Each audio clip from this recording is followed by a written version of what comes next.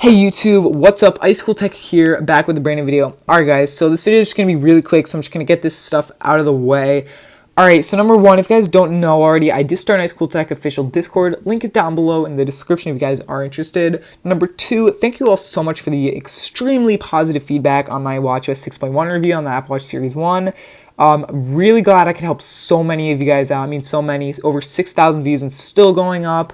So I really hope that all you guys know what to do with your device, your Apple Watch, after you saw the video. So again, thank you all so much for the positive feedback. We've officially reached over 300 subscribers, and it was only because of that video. So pretty awesome, guys.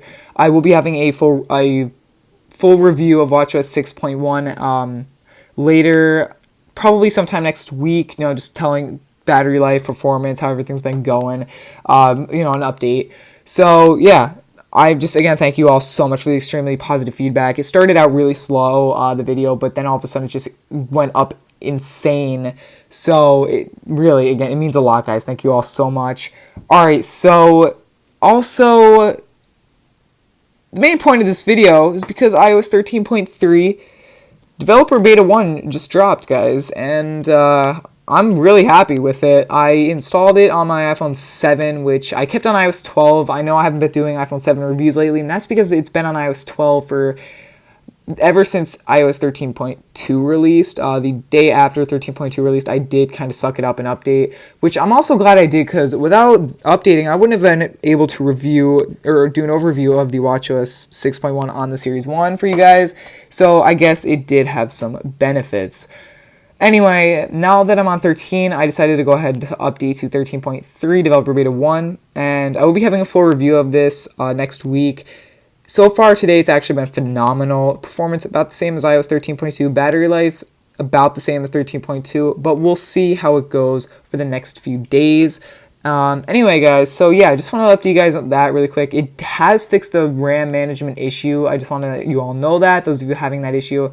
So really good stuff there. Also, if you guys are interested, which I know a lot of you guys are, because a lot of you guys use iPhone SEs and love your SEs, so I'll be having a iOS 13.3 Developer Beta 1 full review on this, also late next week. It could be earlier than the 7, I actually might switch it so the SE is first. Depends what you guys want to see. If you guys want to see the ISE first, 7 first, leave a comment down below, and I'll definitely take into consideration.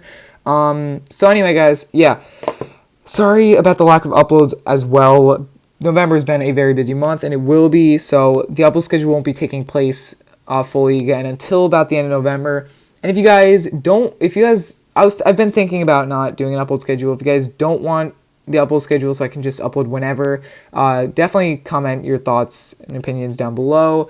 Every comment is taken into consideration. So without further ado, I'm just gonna go ahead and end the video here.